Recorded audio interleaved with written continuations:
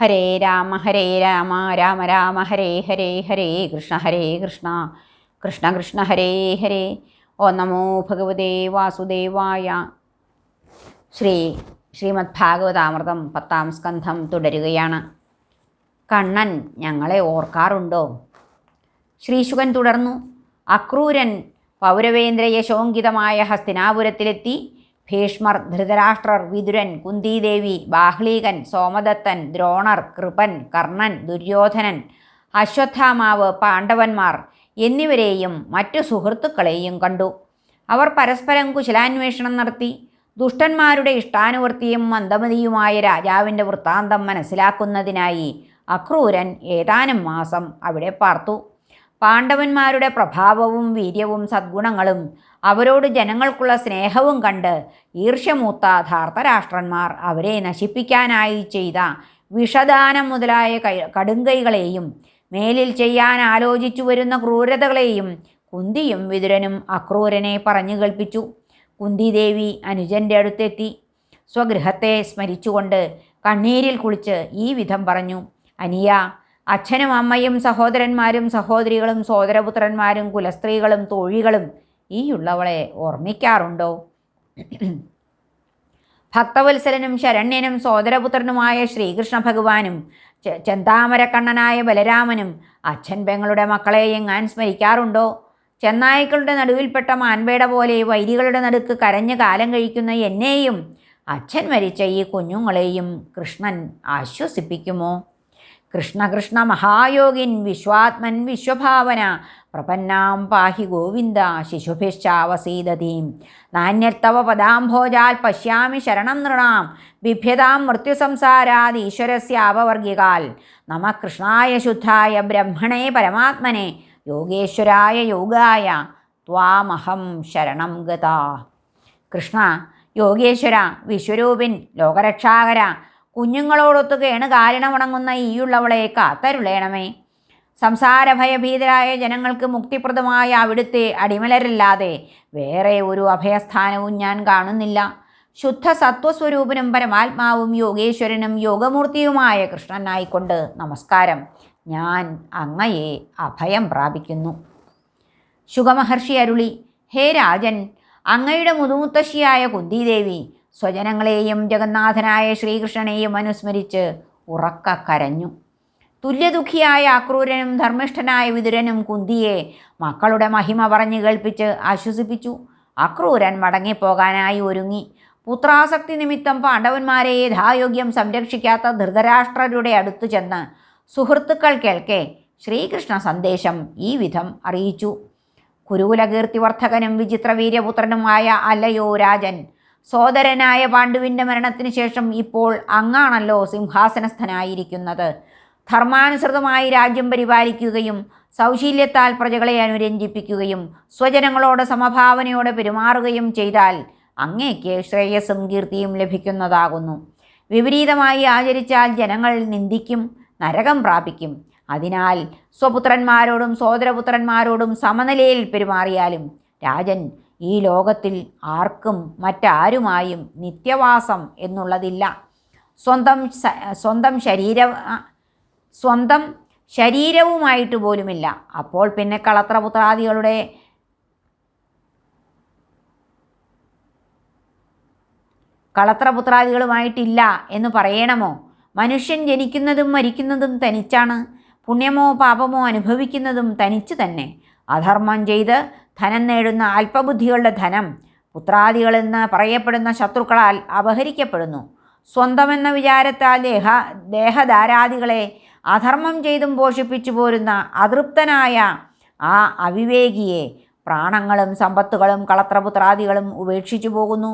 സ്വധർമ്മം അനുഷ്ഠിക്കാതെയും പുരുഷാർത്ഥങ്ങൾ നേടാതെയും അകൃതാർത്ഥനായി സകലരാലും ഉപേക്ഷിക്കപ്പെട്ട് സമ്പാദിച്ച പാപവും പേറിക്കൊണ്ട് അവൻ ഘോര നരകത്തെ പ്രാപിക്കും.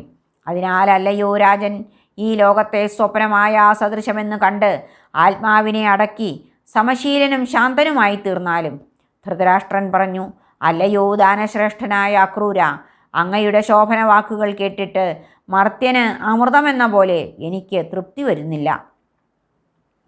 സൗമ്യ, എന്നിരുന്നാലും അങ്ങയുടെ മധുരോദാരമായ വാക്ക് പുത്രാനുരാഗം നിമിത്തം വിഷമമതിയായ എൻ്റെ മനസ്സിൽ തങ്ങി നിൽക്കുന്നില്ല. ഭൂഭാരഹരണത്തിനായി യദുകുലത്തിൽ അവതരിച്ചിരിക്കുന്ന സർവേശ്വരൻ്റെ സങ്കല്പത്തെ അന്യഥാകരിക്കാൻ ആർക്ക് കഴിയും?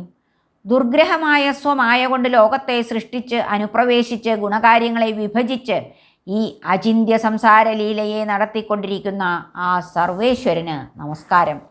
ഇപ്രകാരം ധൃതരാഷ്ട്രരുടെ അഭിപ്രായം ഗ്രഹിച്ച അക്രൂരൻ പാണ്ഡവന്മാരുടെ സമ്മതത്തോടെ മധുരയ്ക്ക് മടങ്ങിപ്പോയി. മധുരയിലെത്തി ധൃതരാഷ്ട്രർ പാണ്ഡവന്മാരോട് പെരുമാറുന്ന രീതി രാമകൃഷ്ണന്മാരെ ധരിപ്പിച്ചു. ജരാസന്ധ യുദ്ധം. ശ്രീശുകൻ അരുളി ചെയ്തു: ജരാസന്ധൻ്റെ 2 പുത്രിമാരായ അസ്ഥിയും പ്രാപ്തിയും കംസൻ്റെ മഹിഷികളായിരുന്നു. ഭർത്താവ് മരിച്ചപ്പോൾ അവർ ദുഃഖാർത്ഥകളായി പിതൃഗൃഹത്തിലേക്ക് പോയി. സന്തപ്തരായ അവർ തങ്ങൾക്ക് വൈധവ്യം ഏർപ്പെടാനുണ്ടായ കാരണമെല്ലാം അച്ഛനെ പറഞ്ഞു കേൾപ്പിച്ചു. ആ അപ്രിയ വാർത്ത കേട്ട് കോപതാപ വിവശനായ മഗധരാജൻ യദുകുലത്തെ മുഴുവൻ നശിപ്പിക്കുന്നതിന് ഒരുങ്ങി. അവൻ 23 അക്ഷൗഹിണി പടയോടെ ചെന്ന് മധുരാപുരിയെ 4 വശത്തു നിന്നും വളഞ്ഞു. ആർത്തിരമ്പി കരകവിഞ്ഞു പായുന്ന കടൽ പോലെ വരുന്ന ആ പെരുമ്പട സ്വപുരത്തെ വളഞ്ഞതായും പട്ടണവാസികൾ ഭയചകിതരായിരിക്കുന്നതായും കണ്ട് കാരണമാനുഷനായ ഭഗവാൻ അവതാര പ്രയോജനം സാധിക്കുവാൻ കാലദേശങ്ങൾക്ക് അനുകൂലമായി തൻ്റെ കർത്തവ്യമെന്ത് എന്നാലോചിച്ചു. മാഗധൻ കൊണ്ടുവന്നിട്ടുള്ള തൻ്റെയും ബന്ധുക്കളുടെയും ചതുരംഗ സമന്വിതമായ ഈ 23 അക്ഷൗഹിണി സേനയെ സംഹരിക്കാം. മാഗധനെ കൊല്ലേണ്ടതില്ല. അവൻ ഇനിയും പടയും ചേർത്ത് പോരിന് വരും. ഭൂഭാരഭൂതരായ ഇവരെ കൊന്ന് സജ്ജനങ്ങളെ രക്ഷിക്കുന്നതിനു വേണ്ടിയാണല്ലോ ഞാൻ ജനിച്ചിരിക്കുന്നത്. ഓരോ കാലത്ത് ഓരോ ഇടങ്ങളിൽ സംഭവിക്കുന്ന അധർമ്മവൃത്തിയെ നശിപ്പിച്ച് ധർമ്മത്തെ രക്ഷിക്കാൻ വേണ്ടി വേറെയും ശരീരങ്ങൾ എടുത്തിട്ടുണ്ട്, മേലിലും എടുക്കുന്നതുമാകുന്നു. ശ്രീകൃഷ്ണൻ ഇപ്രകാരം ആലോചിച്ചു കൊണ്ടിരിക്കെ ആകാശത്തിൽ നിന്നും സൂര്യസങ്കാശങ്ങളും യുദ്ധസന്നദ്ധങ്ങളുമായ 2 തേരും തേരാളികളും വന്നു ചേർന്നു. തൻ്റെ ദിവ്യങ്ങളായ ആയുധങ്ങൾ കണ്ട് കൃഷ്ണൻ ബലഭദ്രനോട് ഇപ്രകാരം പറഞ്ഞു: ജ്യേഷ്ഠ, അങ്ങയുടെ ആശ്രിതരായ യദുക്കൾക്ക് ഏർപ്പെട്ട സങ്കടം നോക്കൂ. ഇതാ അങ്ങയുടെ പ്രിയപ്പെട്ട രഥവും ആയുധങ്ങളും വന്നെത്തിയിരിക്കുന്നു. ഈ തേരിലേറി ജരാസന്ധൻ്റെ പടയെല്ലാം ഒടുക്കി സ്വജനങ്ങളെ സംരക്ഷിച്ചാലും. സജ്ജനങ്ങളെ സംരക്ഷിക്കാൻ വേണ്ടിയാണല്ലോ നാം പിറന്നിരിക്കുന്നതും. 23 അക്ഷൗഹിണി വലിപ്പമാർന്ന ഈ ഭൂഭാരത്തെ തീർത്താലും. ഇപ്രകാരം ആലോചിച്ചുറച്ച് രാമകൃഷ്ണന്മാർ പോർച്ചട്ടയണിഞ്ഞ് ആയുധങ്ങളുമേന്തി തേരിലേറി ഏതാനും പടയാളികളോട് ഒരുമിച്ച് നഗരത്തിന് പുറത്തെത്തി ശംഖു വിളിച്ചു. അപ്പോൾ ശത്രുസൈന്യത്തിൻ്റെ നെഞ്ച് നടുങ്ങി. മാഗധൻ രാമകൃഷ്ണന്മാരോട് പറഞ്ഞു: ഹേ കൃഷ്ണ, പുരുഷാധമ, സ്വജനങ്ങളുടെ കൊലയാളി, മൂഢ, ബാലനും ഒളിച്ചു പാർക്കുന്നവനുമായ നിന്നോട് യുദ്ധം ചെയ്യാൻ ഞാനില്ല. എനിക്ക് ലജ്ജയാകും നിന്നോട് പടവെട്ടാൻ. ഹേ രാമ, നിനക്ക് താല്പര്യമുണ്ടെങ്കിൽ തയ്യാറായിക്കൊള്ളുക. എൻ്റെ അമ്പേറ്റ് പ്രാണനറ്റ് പിണം വെടിഞ്ഞ് വീണേറുക. കഴിയുമെങ്കിൽ എന്നെ കൊല്ലുക. ഇത് കേട്ട് ശ്രീ ഭഗവാൻ അരുളി: ഹേ രാജൻ, വീരന്മാർ വീമ്പു പറയാറില്ല. അവർ തങ്ങളുടെ പൗരുഷം പ്രകാശിപ്പിക്കുകയേ പതിവുള്ളൂ. മരണാർത്ഥനായ നിന്റെ വാക്ക് ഞാൻ സ്വീകരിക്കുന്നില്ല. ജരാസന്ധൻ തൻ്റെ പെരുത്തപടയാൽ രാമകൃഷ്ണന്മാരെ വളഞ്ഞു. ഗരുഡധ്വജവും താരധ്വജവും കാണാതായപ്പോൾ മാളിക മുകളിൽ നോക്കിക്കൊണ്ട് നിന്നിരുന്ന പൗരസ്ത്രീകൾ ദുഃഖാർത്ഥകളായി മോഹാലസ്യമാണ്ടു. വൈരികളുടെ ശരമാരിയേറ്റ് സ്വസൈന്യം വലയുന്നത് കണ്ട് കൃഷ്ണൻ തൻ്റെ ശാർങ്ങധനുസ്സെടുത്ത് ഞാണൊലിയിട്ടു. ആവനാഴിയിൽ നിന്ന് മൂർച്ചയേറിയ അമ്പെടുത്ത് തൊടുത്ത് ആന, തേർ, കുതിര, കാലാൾപ്പടകളെ ഭഗവാൻ അരിഞ്ഞു തള്ളി. മസ്തകം തുളഞ്ഞ ആനകൾ ചത്തുമലച്ചു. കഴുത്തറ്റ് കുതിരകൾ വീണു. തേരാളിയും മരിച്ച് കുതിരകളും ചത്ത് കൊടിയുമറ്റ് തേരുകൾ തകർന്നു. കയ്യും കാലും കഴുത്തുമറ്റ് കണക്കില്ലാതെ കാലാൾപ്പട ചത്തു വീണു. നിസ്തുലപരാക്രമിയായ സംഘർഷണൻ്റെ ഭീരുഭയങ്കരങ്ങളും ധീരതോഷകരങ്ങളുമായ മുസലാഘാതങ്ങളേറ്റ് ചത്തൊടുങ്ങിയ വൈരികളുടെ ചോര കൊണ്ട് പുഴകൾ പല വഴിയായി ഒഴുകി. പോരാളികളുടെ ആഭരണങ്ങളിലെ രത്നങ്ങളാകുന്ന കല്ലുകളും പരിചകളും ചക്രങ്ങളും ആകുന്ന ചുഴികളും വില്ലുകളാകുന്ന കുതിരകളും ആയുധങ്ങളാകുന്ന ചെടികളും മുടികളാകുന്ന പായലും കൈകാലുകളാകുന്ന മത്സ്യങ്ങളും ആനകളാകുന്ന ദ്വീപുകളും കുതിരകളാകുന്ന മുതലകളും തലകളാകുന്ന ആമകളും കൈകളാകുന്ന പാമ്പുകളും നിറഞ്ഞ് നിണപ്പുഴ പല വഴിക്കും ഒഴുകി. കടൽ പോലെ ദുസ്തരവും അതിലും എതിരുമറ്റതുമായ ആ മാഗധസേനയെ കൊന്നൊടുക്കുക എന്നത് രാമകൃഷ്ണന്മാർക്ക് കേവലം ലീല മാത്രമായിരുന്നു. ലീലയാ ഭുവനത്രയത്തെയും തീർത്ത് കാത്തഴിക്കുന്ന അനന്തഗുണനായ ഭഗവാന്റെ വൈരിവിനാശനം ആശ്ചര്യകരമല്ല. എന്നാലും മാനവലീലയാടുകയാൽ ഈ വിധം വർണ്ണിക്കുന്നു എന്നു മാത്രം. പടയും മുടിഞ്ഞ് തേരും തകർന്ന് അവശേഷിച്ച കരുത്തനായ ജരാസന്ധനെ ബലരാമൻ സിംഹത്തെ എന്ന പോലെ പിടികൂടി. വരുണപാശം കൊണ്ടും മറ്റും വരിഞ്ഞുകെട്ടി മാഗധനെ ബലരാമൻ കൊല്ലാൻ ഒരുമ്പിടുന്നത് കണ്ട് കൃഷ്ണൻ ഭവിഷ്യത് കാര്യം ആലോചിച്ച് തടഞ്ഞു. രാമകൃഷ്ണന്മാരാൽ വിട്ടയക്കപ്പെട്ടവനും വീരനെന്ന് പുകൾപ്പറ്റവനുമായ മഗധരാജൻ ലജ്ജിതനായി തപസ്സു ചെയ്യാൻ തീരുമാനിച്ചപ്പോൾ വഴിയിൽ വച്ച് മറ്റു രാജാക്കന്മാർ അതിൽ നിന്നും അദ്ദേഹത്തെ പിന്തിരിപ്പിച്ചു. യാദവന്മാരിൽ നിന്നും അങ്ങേക്ക് പരാഭവം ഏർപ്പെട്ടത് സ്വകർമ്മദിഷ്ടമെന്നേ പറഞ്ഞുകൂടൂ എന്നും മറ്റുമുള്ള നാനാവാദങ്ങൾ കൊണ്ട് അവർ മാഗധനെ തപസ്സിൽ നിന്നും തടഞ്ഞു നിർത്തി. മാഗധൻ വിഷാദമഗ്നനായി മഗധയിലേക്ക് മടങ്ങി.